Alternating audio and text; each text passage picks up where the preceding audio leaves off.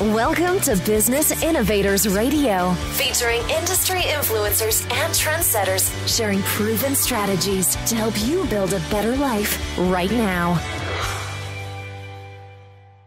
Hello and welcome to today's show. My name is Tim Dimmick, and today we have with us Andy Curry, who is the CEO of Elite Choice TV from Colorado Springs, Colorado. A little background about Andy and his company: they help professionals and business owners develop stellar online reputations and turn them into perceived industry leaders in their area. Andy, welcome again, and please tell us a little bit about Elite Choice TV and the type of customers that you help. Well, Tim, thanks for having me, and I'd be glad to. The types of customers we help are professionals like doctors, lawyers, accountants, business owners. And the people that we really like to help are those who are really getting after it with their marketing, because we put a lot of time and effort and expense into what we do. And we don't want to work with someone who just lets their marketing sit there. So if they're not out there actually setting themselves apart, being on purpose with trying to be the industry leader, then we don't work with them. We work with the ones who are on purpose. So that's what Elite Choice TV does, and we help them build their reputation online. Makes sense, very much so. I know, working with clients in any type of marketing, you can't want it more than they do, obviously. So what you're saying is right on. Yes. How did you get started in the field, Andy? Well, I'll try and make a long story short. When I graduated out of college years and years ago, I went to work with my dad. He owned a hardware store and a lumberyard. Is a True Value store. And I went working there for quite a while, and then I just, over time, I started to get a bug where I wanted to do something different. I liked it, but I didn't love it. And one day, I had heard a marketer talk about different things, and that just kind of piqued my interest. And so I used to get up at 4 a.m. and start studying marketing till about 6 a.m. And by the end of the week, I had gotten an entire day's worth of studying in without ruining any family time. So that's how I started to learn the marketing part. And then I got the bug to move on to my own, which I did in around 2004, I think it was. And then I just did various things on the internet. And so I combined it into internet marketing, and it's morphed into what it is now, is reputation marketing. Great. And why does reputation marketing matter so much today? I mean, I know you're starting to see it, you're starting to hear of it more and more, but what difference does it make to a business owner? That's a great question. It didn't matter 5, 6, 7, 8 years ago, but now it does, because when you go online, all you have to do is type the business name and the city they're in, and you can see their reputation. So people are now naked before the world. And I say people, that means professionals and business owners. And Google has created an atmosphere now where people can go online and tout their experience that they had with whoever they spent money with. The problem with that is it's so much easier for people to put something negative than it is positive. And so people are going online like crazy and saying the negative part, because, if you think about it, if a company pissed you off, what do you want to do? You want to get back at them. Well, right. When I say you, I mean people in general, and who's ever listening to this may not feel that way, but there are a lot that do, obviously, because you can see that online. So it's very easy to put negative comments, and what's an unintended consequence, as most business owners know, is competitors will go on there and put nasty comments about the business, and so they'll try to put them down online to drive business away from them. And what's really bad about that is you can't remove those reviews. People have tried to sue the various companies who let the reviews go on, but it's a freedom of speech kind of thing, I think, and it can't be done. Right. So the answer is you need to get as many positive reviews as you can. And so there's a statistic that says when people go online, actually when they refer to a business, I think it's 87% of them go online to look up the business. Why do they do that? Because the yellow pages are almost useless anymore. Mine has gone from 2 or 3 inches thick to I can't even use it for a doorstop anymore. And so people are using mostly Google to find out about them. So when they go and look online, let's say we're looking for Smith Dental Care. So if I were to type in Smith Dental Care in a city, let's pretend it was in, I don't know, Phoenix, and I could see how many reviews are done on them, the reputation and such. Well, why would I do that? Because I want to know if they're a good one to go to. I want to know if they're going to have me in pain. I want to know if the prices are good. There's a lot of reasons. So I'll go in there and look, and I might just type dentist in Phoenix, or I might type Smith Dental Phoenix. It depends. Right. You know, everybody does it differently. So if I type Smith Dental in Phoenix, and let's say they had a reputation score of, say, 3.2, I would look at that and go, ugh, I don't know that I want to see them. But if they had a reputation score of, say, 4 or higher, and you can't go any higher than 5, but let's say it was 4 to 5, I would think, okay, they look like they'd be pretty good. Now, what's really important about that is people trust that almost as much as a personal recommendation.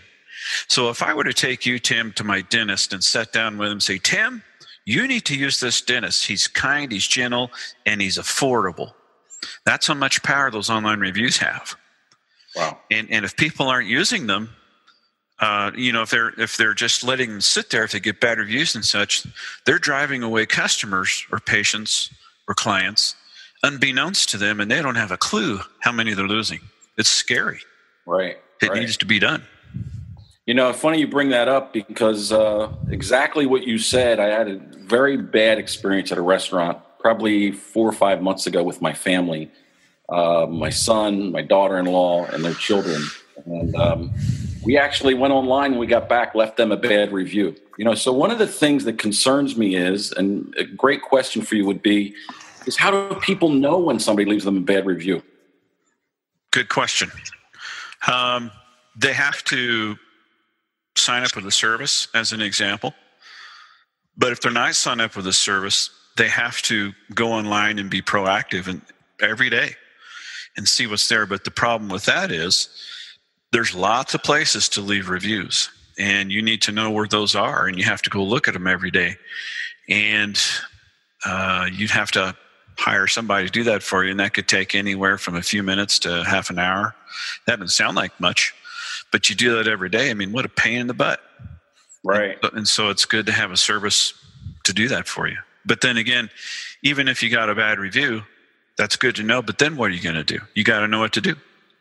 Correct. So tell me what other obstacles exist for business owners, and what do they face? What challenges are there out there for them to maintain and have a good online reputation? You know what? That's a great question. Frankly, there's a lot of obstacles, and I could go into a lot of them, but I know we have limited time, so I think I'm just going to go over one. And I think probably the biggest obstacle is getting people to give you reviews online. And when I was saying earlier, people aren't motivated necessarily to give you a good review online. I think the younger crowd is better at that because, they have their phone right then and there. Right. Like if they're at a restaurant, hey, this is good. They like to go post online. That's the younger crowd. They do that stuff. Right. The older crowd doesn't do that. Now, what's the older crowd? I don't know. I'm going to say 35 or older, maybe 40 or older. You and I are the older crowd, I think. But right. But it's so you've got to be proactive, and there's various ways to get people to leave reviews for you. But you really got to be proactive and do it because if, like you were saying a minute ago, you had a negative experience. Why did you leave them a bad review because you were pissed. You were unhappy. Yeah, really pretty irritated as the way it was handled. Not so much that the service, even though it was bad service, it was the way that it was handled more so than the service. We've all experienced bad service at places and establishments, but the way that it was handled was just terrible. And, I wanted to voice my opinion like everybody else does. And, along your lines of thinking, from my personal experiences, unless somebody really over delivers, I don't think I'm real apt to go online and leave a positive review, unless they really sort of exceeded my expectations. Or if they had a way for you to leave a review right then and there. Right. Like say you're in a restaurant. And what if they had a way for you to leave a review right then and there, and you had a good experience? Would you do it? Sure, absolutely I would. But if they didn't, would you do it? No, as a matter of fact, probably wouldn't even think of it. Again, unless it was just an experience way beyond my expectation that would encourage, would move me to go leave a positive review after I left the establishment. Absolutely, unequivocally. And the difference is because you were motivated.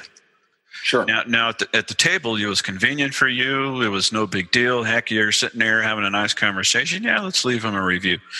But if you go home and they didn't have a way for you to leave a review, but you go home and you put up your feet and you're watching Gunsmoke or whatever. Right. That's an old one, by the way. Showing our age again. Yeah. And unless, like you said, unless it was over the top, you really wouldn't be inclined to do it. It's because you're not motivated. But they didn't handle it right, and you felt shunned, mistreated, whatever it was you felt. Negativity has a lot of motivation in it. Right. So you've got to say, okay, well, how can I motivate them positively? And one way, of course, is the excellent service, but make it convenient for them somehow to leave reviews. And that's something that we do with the people that we help. That's a huge secret. Yeah, it sounds like it. So that obviously is one of the ways that, a professional or a business can certainly create a great online reputation, is encourage their participation. Are there other things that you do to help your clients build that online reputation other than, I don't know how you would do it at a restaurant, but you said about having something available that people could leave a review right while they're there. How about for places that aren't a restaurant? Let's say, you've got a home health care business or something like that, where you've got caregivers going into people's homes. How would somebody handle something like that? Terrific question. It kind of depends on who they're talking with. Like if it's a home health care, like if it was a nursing service, for instance, going in to see older folk who were 70, 80, or 90. The internet is so far over their head because it's, that's just something they don't care about. They don't know how to use it. So that may be difficult. However, my mother, for instance, is 83, and she doesn't even get on the computer anymore. She did it one time, but she really just doesn't understand it. But if I had a nursing service coming into the house, because of my understanding with the internet and all that, I could leave a review. Right. So we have an app, for instance, that you can put on an Android device, and it's a proprietary app. And you can put it on an Android device, and so the nurse could walk in the home with it. And as you're working with a patient, you're looking for a referable moment. And what that is the, like if the nurse came into my house and if I said, boy, I really appreciate how you people take care of my mother. Right there is a referable moment. So the nurse could look at me and say, oh, that is so nice of you to say. Would you mind giving us some feedback on that? And hand me the Android device, and I could type it in right there. Great. That's as convenient as it is using the one at the restaurant that we talked about. Now, why doesn't many people do that? Here's why. if a review goes to Google or Yelp or whoever with the same IP address over and over and over, they're going to delete it. Now, what is an IP address? An IP address is sort of like a house address. So wherever you're on a computer, it has its own address, just like your own home address. And Google and Yelp and all these others have software that can detect your IP address. And so if you're getting reviews coming from the same IP address, all of a sudden they're going to not allow them or delete them. But our app changes IP addresses each time a review is done. So you can just take it with you all the time and get reviews out the wazoo. Very interesting. And I'm guessing that obviously Google does that so that people aren't rigging their reviews, you know, right. Doing having false reviews posted to bolster the business. Yeah. And Google and Yelp, but especially Google, they're very smart. And they try their best to create, to filter out the fraud. And Google knows too that competitors are putting bad things about their fellow competitors, but how do you tell who did it? Because people can be anonymous online, and so you just never know. And that's, again, why you've got to be proactive. Andy, this has been a great interview. I really appreciate you taking the time to share your information with us. How can people find out more about your company, Elite Choice TV? Because this is a subject that obviously is just starting to explode. People are more and more looking online, like you said, to see what the reputation of a company is prior to doing business. So it is something that individuals need to pay attention to. So, let us know how we can be in touch with you and get some more information about reputation marketing. Well, you bet. Thanks for asking, Tim. The first thing, they can go to our website at www.elitechoice.tv. And it's not a .com, it's actually a .tv.